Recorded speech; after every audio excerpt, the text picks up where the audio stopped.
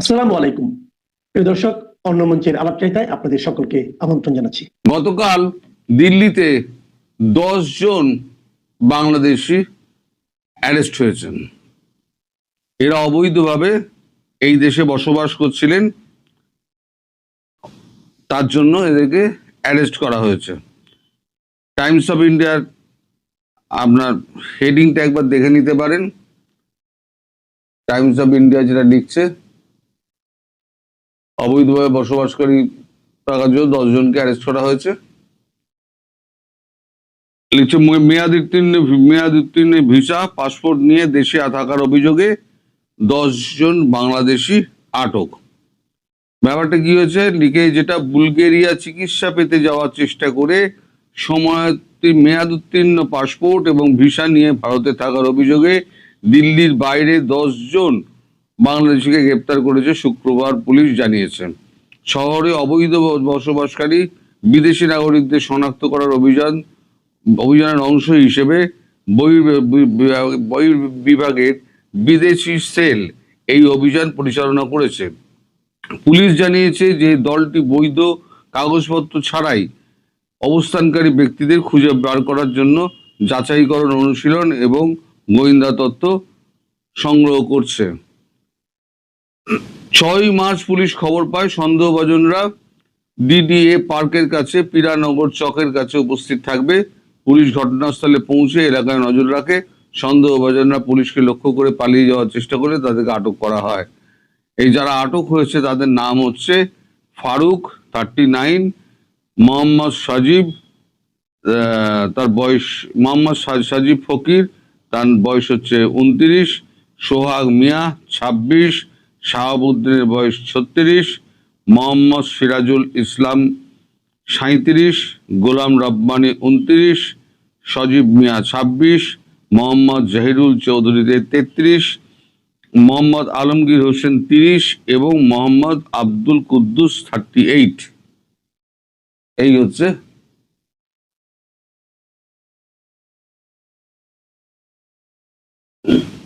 আলোটা এর উপরে পড়ে, তো আপনার দেখতে হয়তো অসুবিধা হতে পারে। তো এই খবরটা এখনো পর্যন্ত পাওয়া গেছে। এদেরকে এখন জেল হাজত হবে নাকি সোজা এদেশ থেকে বিতরণ হবে সেটা এখনো পর্যন্ত আমরা জানতে পারিনি। তবে এটুকু জানতে পেরেছি, এইটা পুরো খোঁজ খবর, এই যে 1268 জনের যে তালিকা বাংলাদেশের গোয়েন্দা সংস্থার প্রধান তিনি এসে রয়ের প্রধান পরাগ জৈনের সঙ্গে যে দেখা টাকা করে কথাবার্তা বলে যান, তারপরে সেই তালিকা তুলে দেওয়া হয় ওই রিজিওনাল ফরেনার্স অ্যাক্টের হাতে। তারপর তাদের সঙ্গে যৌথভাবে ন্যাশনাল ইনভেস্টিগেশন এজেন্সি এই যৌথ অভিযান চালিয়েছে। যৌথ অভিযানে এরা, কারণ ফরেনার্স রিজিওনাল অ্যাক্টের যে অফিস রয়েছে তারা শুধু শনাক্তকরণ করে, তাদের ল অ্যান্ড অর্ডার তাদের হাতে নেই। ল অ্যান্ড অর্ডার হাতে রয়েছে ন্যাশনাল ইনভেস্টিগেশন এজেন্সির হাতে। দেখুন র কি করে, র হচ্ছে আপনার র বলেন, র হচ্ছে গিয়ে আপনার গোয়েন্দার ব্যাপার। গোয়েন্দা যত তথ্য দিয়ে তার সংগ্রহ করা এবং সরকারকে এবং তার জায়গা মতো পৌঁছে দেওয়া, এটা হচ্ছে র এর কাজ। এই ন্যাশনাল ইনভেস্টিগেশন এজেন্সি তারা এই অবৈধ অনুপ্রবেশকারীদের ক্ষেত্রে তারা এই কাজগুলো করে, তারাই এই সমস্ত অ্যারেস্টগুলো করেছে। এবার দ্বিতীয় প্রসঙ্গে আসি, সেটা হচ্ছে আমাদের চিন্ময় প্রভু। অনেকেই আমায় লেখেন যে চিন্ময় প্রভু সম্পর্কে আপনি কোনো রকম কথা বলেন না। আমি কথা বলি না তা না, চিন্ময় প্রভু সম্পর্কে আমি বেশ কয়েকবার কথা বলেছি। এখন আমি আপনাদের পুরো ঘটনাটা বলছি। আজ পর্যন্ত ভারতীয় যে আপনার বিবৃতি যতগুলো আছে ততগুলোতে হিন্দু সম্প্রদায়ের কথা বলা আছে, কিন্তু বিশেষ করে একজন সাধুকে যেভাবে জেলে রেখে দেওয়া হয়েছে সে প্রসঙ্গে একটি বাক্য কি খরচ করা হয়েছে? খরচ করা হয়নি। আমি এই ব্যাপারে না, যখন চিন্ময় প্রভু যখন প্রথম অ্যারেস্ট হন তারপরেতে আমি বেশ কয়েকবার আমি কলকাতাস্থ এবং দিল্লির আমি ইসকনের অফিসে আমি যোগাযোগ করেছিল ওভার ফোন। কিন্তু যে কোনো কারণেই হোক না কেন তারা বিষয়টি এড়িয়ে গিয়েছেন। তারা বলেছেন না, এই ব্যাপারটা দেখবো। গতকালকেও আমাকে এক ভদ্রলোক লিখেছেন যে আপনি আপনার যত এপিসোড আছে সেখানে আপনি চিন্ময় প্রভুর ব্যাপারে কোনো কথা আপনি বলেন না। এখন এর ভেতরে কি আছে গুড়ো তথ্য আমি জানি না, কিন্তু ইসকনের আন্ডারে যে মন্দিরটা ওখানে আছে তার একজন হেড দীর্ঘদিন জেলে পড়ে রয়েছেন, অথচ ইসকনের এখানে যারা কর্তা ব্যক্তি আছে তারা না কেন্দ্রীয় সরকারকে কিছু বলছে, না বাংলাদেশি রাষ্ট্রদূতের সঙ্গে কথা বলছে, না বাংলাদেশের সেই ইসকনের সঙ্গে যোগাযোগ করছে। একটা অদ্ভুত একটা মানে নীরবতা বিরাজ করছে। সেটা কেন, এটা আমি কিন্তু ধরতে পারি না। ভেতরের ব্যাপারটা কি, এই সমস্ত সাধু সম্প্রদায়ের ব্যাপারে আপনারা বেশি নাক গলাতে আমাদের দেশে পারবেন না, কারণ এদের একটা আলাদা একটা জগৎ আছে। সেই জগতের মধ্যে আপনি ঢুকতে পারবেন না, আর আপনাকে যদি খোলসা করে না বলে আপনি খুঁচিয়ে তাদেরকে কোনো তথ্য বার করতে পারবেন না। সেটা হচ্ছে সরকারি আইনের বাইরে, কারণ ধর্মীয় ব্যাপারে আপনি কোনো হস্তক্ষেপ বা জোরাজুরি করতে পারেন না। ফলে এইটা নিয়ে একটা যে সমস্যা যেটা তৈরি হয়েছে সেটা কি করে মিটবে সেটা কিন্তু আমি জানি না, আমার জানার বাইরে আর কি। তবে আমি যোগাযোগটা করে যাচ্ছি। সেই ভদ্রলোক লেখার পরেতে আমি গতকাল রাত্রিবেলাও কলকাতা অফিসে ফোন করেছিলাম, ইসকনের কলকাতা অফিসে, কিন্তু সেই একই কথা। তবে তারা একটা কথা বলেছে, এতদিন বাদে একটা কথা বলেছে, এই ব্যাপারে আমরা, যেহেতু সরকার পরিবর্তন হয়েছে, এই ব্যাপারে আমরা কেন্দ্রীয় সরকারের সঙ্গে কথা বলবো এবং কেন্দ্রীয় সরকারকে হেল্প করার জন্য আমরা অনুরোধ জানাবো যাতে চিন্ময় প্রভুকে যাতে মুক্তি দেওয়া হয়। এবার কেন্দ্র সরকার এবার হয়তো নিশ্চয়ই হয়তো বাংলাদেশ সরকারের সঙ্গে কথা বলে তার মুক্তির ব্যাপারে ব্যবস্থা করবে। এটা একটা একদম মানে সাম্প্রতিক যে গতকালের যে ঘটনা সেইটা বলছি, তার আগের ঘটনা যেগুলো হয়েছে সেগুলো আগে বললাম যে দেখবো, হ্যাঁ এটা আচ্ছা আমরা ব্যবস্থা করে নেবো, এই ধরনের কথাবার্তা বলে এড়িয়ে যাওয়া হয়েছিল। গতকালকে কিন্তু এড়িয়ে যাওয়া হয়নি। গতকালকে আমাকে যেটা বলা হয়েছে যে আমরা কেন্দ্রের সঙ্গে এই ব্যাপারে কথাবার্তা বলছি, যেহেতু এখন সরকার পরিবর্তন হয়েছে। এখন যতক্ষণ না পর্যন্ত চিন্ময় প্রভু এই মুক্তি পাচ্ছেন ততক্ষণ পর্যন্ত আসল ঘটনা কিন্তু না আপনারা জানতে পারছেন না আমরা জানতে পারছি, কারণ আমরাও সাধারণ মানুষ, আমরা খোঁজ খবর নিয়ে হয়তো আপনাদেরকে কিছুটা দিতে পারি, কিন্তু তার বাইরে আমাদের ক্ষমতা খুব একটা নেই। এবার ফিরে আসি আপনার বাংলাদেশি এদের ব্যাপারে। এদের এখন জেল হবে না এদেরকে ফিরিয়ে দেওয়া হবে এ ব্যাপারে কিন্তু এখনো পর্যন্ত কিচ্ছু জানা যায়নি। এই 10 জনের বাইরেও কিন্তু আরো প্রচুর রয়েছে, এবং এই যে 1268 জন যারা পালিয়েছিল তাদের এখন এদের ব্যাপারে ইনভেস্টিগেশন চলছে। যাদেরকে ধরা হয়েছে তারা সত্যি বুলগেরিয়া যাওয়ার জন্য তারা চেষ্টা করছিল, নাকি ওখানে কোনো কুকর্ম করে এসে ওই 1268 লিস্টের মধ্যে এরা রয়েছে কিনা সেগুলো এখন মিলিয়ে দেখা হচ্ছে। ওই 1268 জনের যে লিস্ট দেওয়া হয়েছিল তার মধ্যে কিন্তু প্রত্যেকের নাম ঠিকানা সবকিছু দিয়ে দেওয়া হয়েছিল। এবার তার সঙ্গে মিলিয়ে দেখা হবে, মিলিয়ে দেখিয়ে তারপরেতে হয়তো এমনও হতে পারে এর মধ্যে 2-4 জন হয়তো মানে এটা হতে পারে, মানে গন্ডগোলের লোক হতে পারে। তো গন্ডগোলের লোক যদি হয় তাদের জন্য আলাদা ব্যবস্থা, আর যারা এমনি বিনা পাসপোর্টে বিনা ভিসায় যারা এখানে রয়েছেন তাদের হয়তো সোজা একদম ওপারে চালান করে দেওয়া হবে। তাদের ক্ষেত্রে খুব একটা বিরাট একটা কিছু বড় ধরনের অ্যাকশন হয়তো তাদের ক্ষেত্রে নাও নেওয়া হতে পারে। তো আপাতত আজকে এই খবর। আজকে একটু বাদে নরেন্দ্র মোদীর সভা শুরু হবে, আমি তাই তাড়াতাড়ি আপনাদের এই খবরটা আমি করতে বসলাম। এবার নরেন্দ্র মোদীর সভাটা আমি সরাসরি দেখে তারপরে তো আপনার রাত্রিবেলাতে আপনাদের কাছে আমরা একটা ভিডিও প্রেজেন্ট করব। এই মুহূর্তে আপনাদের সামনে কথা বলবো আওয়ামী লীগ ফেরার নতুন ছক নিয়ে। প্রিয় বন্ধুরা, যারা আওয়ামী লীগ করেন তারা কি গত 1.5 বছরে হতাশ হয়ে গেছেন?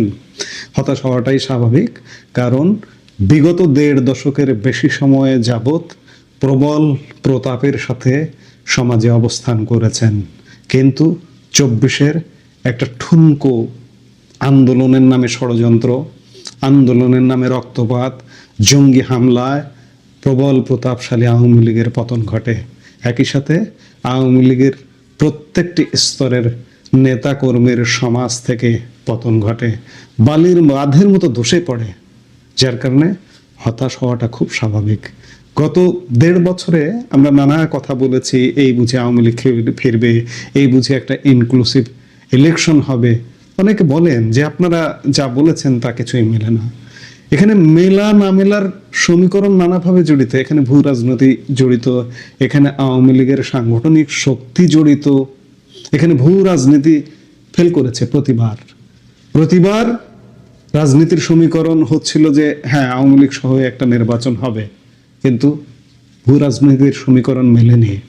আওয়ামী লীগের সাংগঠনিক শক্তি, আওয়ামী লীগের নেতৃত্বের শক্তি মেলেনি, যার কারণে গত একপাক্ষিক একতরফা নির্বাচনের ট্রেন ফেল হয়ে গেছে। কিন্তু তাই বলে কি আওয়ামী লীগ হারিয়ে যাবে, আওয়ামী লীগ ফিরবে না? ভাই, হতাশা ঝেড়ে ফেলুন।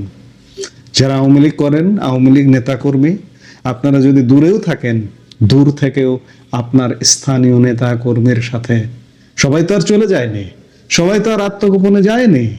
বাংলাদেশের একটা অন্তর্ভুক্তিমূলক সমাজ, এই সমাজে একই পরিবারের এক ভাই বিএনপি করে, আর এক ভাই আওয়ামী লীগ করে। এই সমাজকে আপনি কিভাবে এই যে এই অবস্থাটা, এই ব্যবস্থাটা আপনি কিভাবে বিলোপ করবেন? বিলোপ করতে পারবেন না তো। কাজে আওয়ামী লীগ আছে, আমাদের সমাজে আওয়ামী লীগ আছে, কিন্তু ভঙ্গুর অবস্থায় আছে। আওয়ামী লীগ ফিরবে, এবং বিএনপি যে ভুল করেছে বিগত আওয়ামী লীগ সময়ে, বিএনপি যে ভুল করেছে, আওয়ামী লীগ কিন্তু সেই ভুল করছে না। অবস্থা যেটি দেখা যাচ্ছে যে আওয়ামী লীগ যে কোনোভাবে হোক, এমনকি গত ইউনূস যদি আওয়ামী লীগকে নির্বাচনের অংশগ্রহণের সুযোগ দিত, তবু আওয়ামী লীগ নির্বাচনে অংশ নিত। কিন্তু বিএনপি কি করেছে? না পেরেছে আওয়ামী লীগের বিরুদ্ধে জোরালো আন্দোলন গড়ে তুলতে, কিংবা না পেরেছে বিভিন্ন নির্বাচনে অংশগ্রহণ করতে। বিএনপি স্থানীয় সরকার নির্বাচনে পর্যন্ত অংশগ্রহণ করেনি, জাতীয় নির্বাচনে তো অংশগ্রহণ করেইনি, বর্জন তো করেছেই। আপনার যাই হোক, আপনার নির্বাচনে অংশগ্রহণ করতে হবে।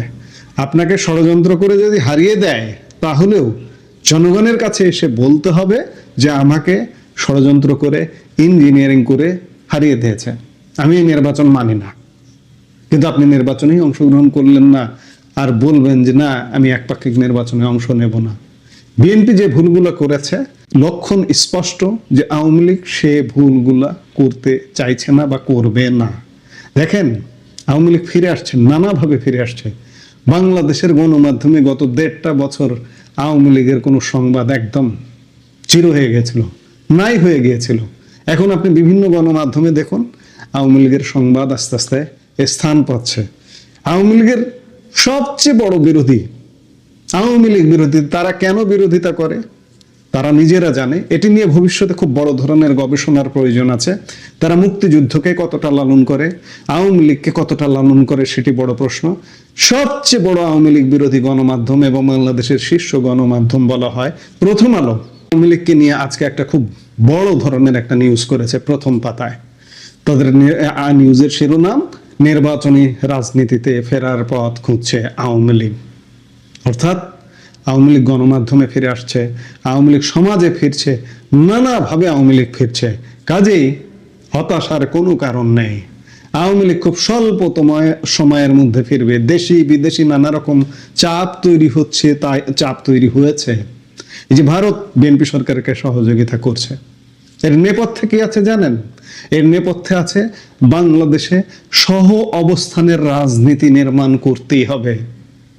বিএনপি কি শুধুমাত্র জঙ্গি জামাত আর এনসিপি কে নিয়ে চলবে? আন্তর্জাতিকতাবাদ নিয়ে চলতে হবে না? আন্তর্জাতিকতাবাদ নিয়ে যদি চলতে হয়, ওই এনসিপি, ওই জামাতকে যে কোনো ভাবে তাদেরকে জব্দ করে হলেও আওয়ামী লীগের রাজনৈতিক স্পেস দিতে হবে। এটি সময়ের ব্যাপার।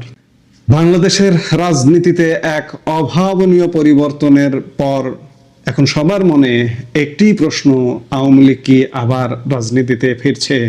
আমি গ্যারান্টি দিয়ে বলবো গ্যারান্টি দিয়ে বলছি আওয়ামী লীগ ফিরবে। ঈদের পর থেকে দেখুন না কি সমীকরণ হচ্ছে। বিশেষ করে দলটির ওপর যখন কার্যত নিষেধাজ্ঞার খড়গ এবং শীর্ষ নেতারা আত্মগোপনে নির্বাচনী রাজনীতিতে ফেরার পথ খুঁজছে আওয়ামী লীগ। আসন্ন স্থানীয় সরকার নির্বাচনকে সামনে রেখে তারা সাজাচ্ছে নতুন কৌশল। সিটি কর্পোরেশন থেকে শুরু করে ইউনিয়ন পরিষদ সব স্তরে নিজেদের অন্তর্ভুক্ত করার পরিকল্পনা করছে দলটি। কিন্তু কিভাবে? নিষেধাজ্ঞা আর মামলার বেড়াজালে আটকে থাকা একটি দল কিভাবে নির্বাচনের মাঠের নামার সাহস করছে? সামনে ইলেকশন, সেটা আইনজীবী হোক, পেশাজীবী হোক, যেখানে যত ইলেকশন হবে প্রত্যেকটা জায়গায় আওয়ামী লীগের পক্ষ থেকে আমরা কন্টেস্ট করব, এটা আমাদের সিদ্ধান্ত। ইউনিয়ন পরিষদ থেকে শুরু করে যতগুলো ইলেকশন হবে আওয়ামী লীগের নেতাকর্মী সেখানে অংশগ্রহণ করবে। দরকার হলে একটা সামাজিক প্রতিষ্ঠানের নাম নিয়ে সেখানে অংশগ্রহণ করতে হবে, কিন্তু করতে হবে অংশগ্রহণ, আমাদের লোক যেতে হবে। কদিন আগে আওয়ামী লীগ প্রধান শেখ হাসিনারও এরকম একটি ভিডিও বার্তা আপনারা শুনেছেন, যে বার্তায় তিনি বলেছেন স্থানীয় সরকার নির্বাচন, সকল পেশাজীবী সংগঠনের নির্বাচনে দৃঢ়ভাবে অংশ নিতে হবে। এবং আওয়ামী লীগ পেশাজীবী সংগঠনের নির্বাচনে গত 1.5 বছর অংশ নিয়েছে এবং সেখানে ব্যাপক সাফল্য, বিপুল ভোটে জয়ী হয়েছে। বিশেষ করে আপনি যদি জেলা আইনজীবী সমিতির নির্বাচনগুলো দেখেন, তাহলে যে নির্বাচনগুলোতে আওয়ামী লীগ অংশ নিতে পেরেছে প্রায় সবগুলোতে বিপুল ভোটে জয়লাভ করেছে। ত্রয়োদশ জাতীয় সংসদ নির্বাচনের বাইরে থাকা আওয়ামী লীগ এখন স্থানীয় সরকারের 4 স্তরের নির্বাচনে অংশ নেওয়ার কৌশল খুঁজছে। দলটির লক্ষ্য খুব পরিষ্কার, স্থানীয় সরকার নির্বাচনের মাধ্যমে ধাপে ধাপে নির্বাচনী রাজনীতিতে ফিরে আসা। আত্মগোপনে থাকা এবং দেশে অবস্থানরত আওয়ামী লীগের বিভিন্ন পর্যায়ের গুরুত্বপূর্ণ নেতাদের সাথে প্রথম আলো কথা বলেছে এবং কথা বলে এই যে আমি যে রিপোর্টটার কথা বললাম সেই রিপোর্টটা তারা করেছে এবং আমাদেরও তো কথা হয় বিভিন্ন পর্যায়ে।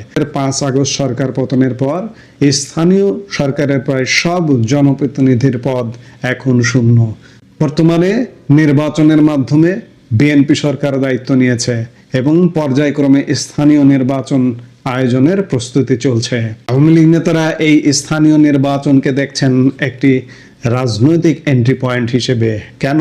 কারণ এসব নির্বাচনে প্রার্থীর ব্যক্তিগত প্রভাব, স্থানীয় নানা ইস্যু এবং তৃণমূলের সমর্থন জয় পরাজয়ে বড় ভূমিকা রাখে। দলীয় প্রতীকের চেয়েও এখানে ব্যক্তি ইমেজ অনেক বেশি কাজে দেয়। প্রথম আলোকে দলীয় একাধিক সূত্র নিশ্চিত করেছে যে আওয়ামী লীগ সভাপতি শেখ হাসিনা ত্রয়োদশ জাতীয় সংসদ নির্বাচনের পর ভার্চুয়ালি নেতাকর্মীদের সাথে কথা বলেছেন। অন্তত 2টি কর্মসূচিতে তিনি আত্মগোপনে থাকা নেতাকর্মীদের দেশে ফেরার তাগিদ দিয়েছেন এবং এখন থেকেই স্থানীয় নির্বাচনের প্রস্তুতি নেওয়ার পরামর্শ দিয়েছেন। আওয়ামী লীগ মনে করছে জাতীয় রাজনীতিতে ফিরতে হলে আগে স্থানীয় নির্বাচনে শিকড় শক্ত করতে হবে। তাই তাদের এখনকার প্রধান অগ্রাধিকার হলো কারাগারে থাকা নেতাকর্মীদের জামিন নিশ্চিত করা, একই সাথে দলের ওপর থাকা নিষেধাজ্ঞা প্রত্যাহারের জন্য সরকার এবং আন্তর্জাতিক মহলের সাথে যোগাযোগ বাড়ানোর পরিকল্পনাও রয়েছে তাদের। আওয়ামী লীগ কেন আশাবাদী? এর উত্তর লুকিয়ে আছে সাম্প্রতিক কিছু পেশাজীবী সংগঠনের নির্বাচনে, বিশেষ করে আইনজীবী সমিতিগুলোর নির্বাচনে আওয়ামী লীগ সমর্থিত প্যানেলগুলোর বেশ ভালো ফলাফল আশা জাগাচ্ছে। আওয়ামী লীগ সমর্থক আইনজীবীদের এই অংশগ্রহণ এবং উল্লেখযোগ্য ভোট পাওয়া দলটিকে নতুন করে স্বপ্ন দেখাচ্ছে।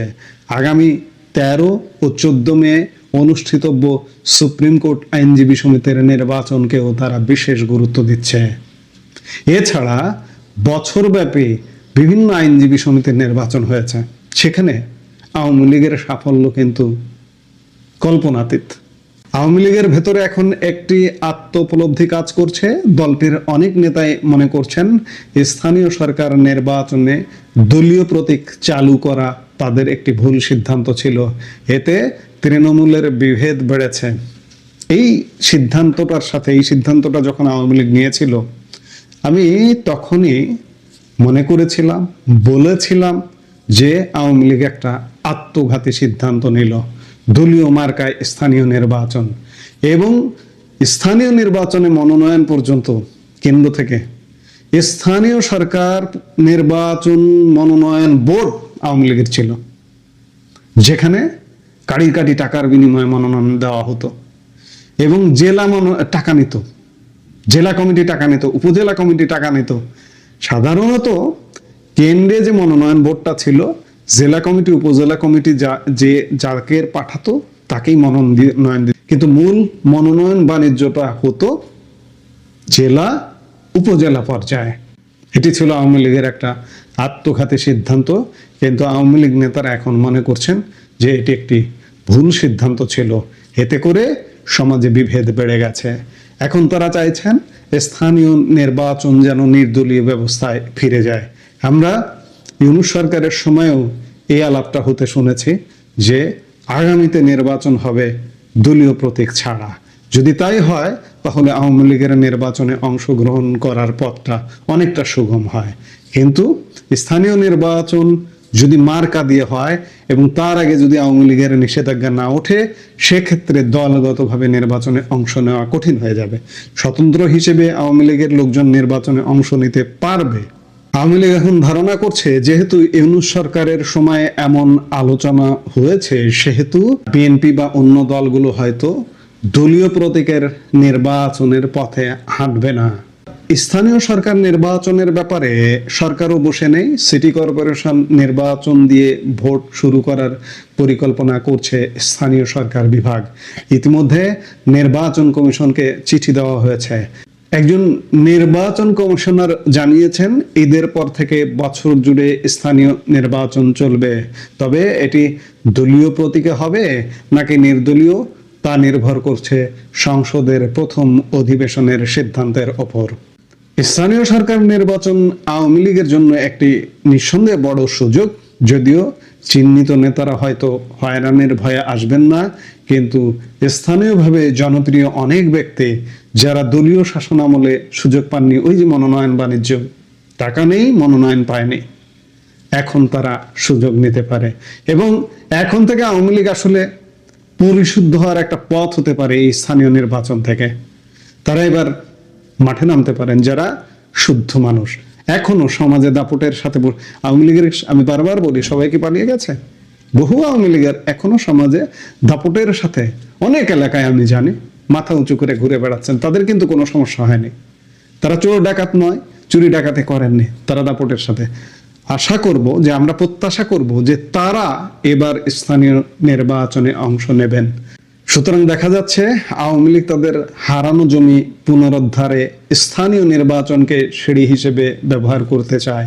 আমি যেটি বলছিলাম যে আওয়ামী লীগ ফেরার নতুন ছক করছে, স্থানীয় সরকার পেশাজীবী সংগঠনগুলোর নির্বাচনে অংশ নেবে এবং আওয়ামী লীগ প্রধান শেখ হাসিনা নেতাদের দেশে ফেরার তাগিদ দিচ্ছেন প্রতিনিয়ত।